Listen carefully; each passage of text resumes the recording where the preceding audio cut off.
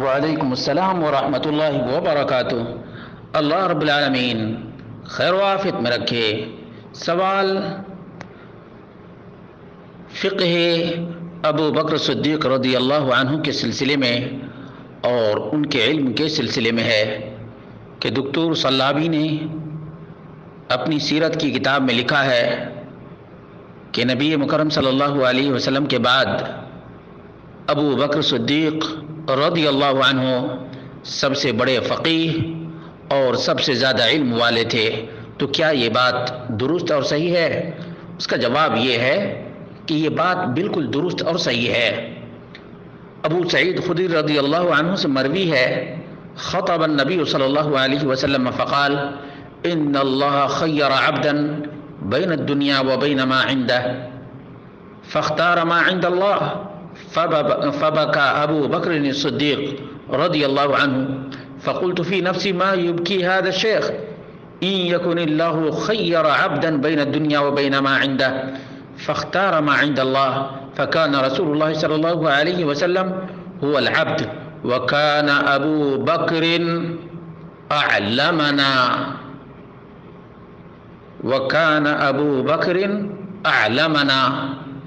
ابو بکر صدیق رضی اللہ عنہ ہم میں سب سے بڑے علم والے تھے۔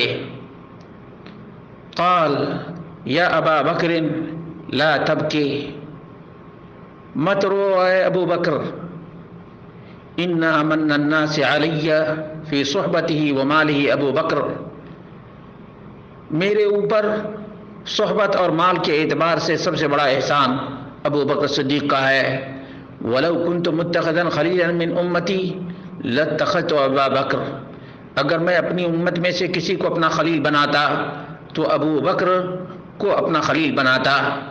وَلَكِنْ أُخُوَّةَ الْإِسْلَامِ وَمَوَدَّتَهُ لَا يُبْقِيَنَّ فِي الْمَسْجِدِ بَابٌ إِلَّا بَابُ أَبِي بَكْرَ، صحیح بخاری حدیث نمبر 4466، صحیح مسلم حدیث نمبر 2382۔ اس میں اس بات کی صراحت ہے کہ ابو بکر صدیق رضی اللہ عنہ اس امت کے سب سے بڑے عالم تھے اور سب سے بڑے فقیہ بھی تھے۔ اللہ کے رسول صلی اللہ علیہ وسلم کی ہجرت کے سفر میں یار غار ابو بکر صدیق رضی اللہ عنہ تھے۔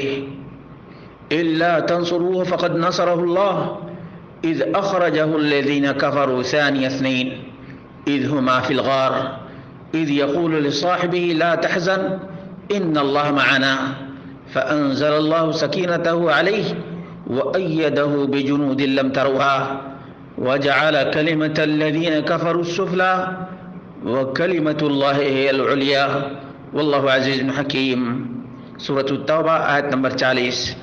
اس میں بھی ابو بکر صدیق رضی اللہ عنہ کی رفاقت اور یار غار ہونے کا ثبوت اور پروف ہے۔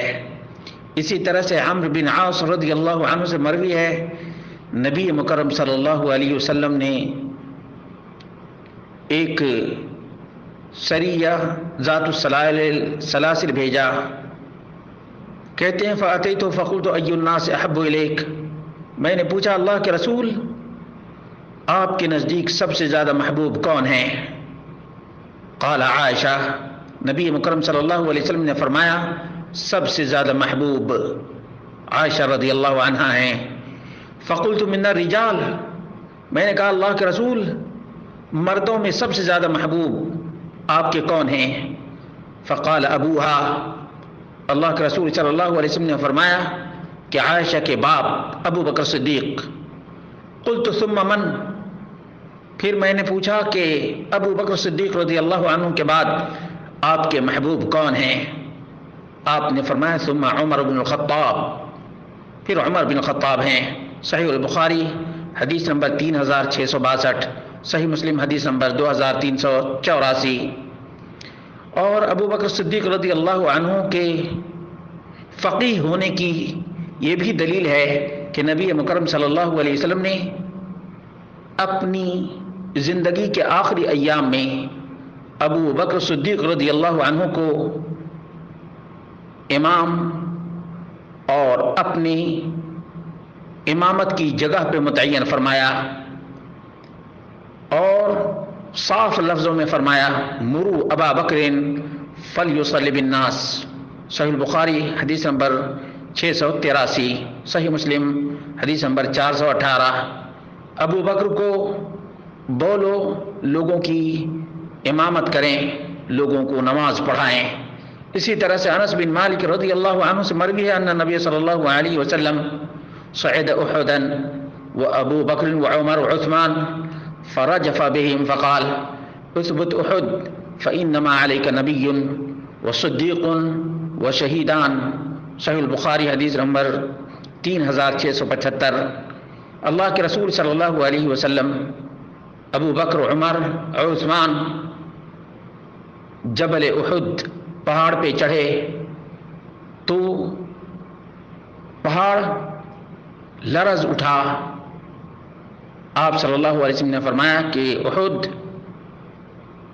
ثابت ہو جاؤ، ٹھہر جاؤ، تمہارے اوپر نبی ہے، صدیق ہے اور 2 شہید ہیں۔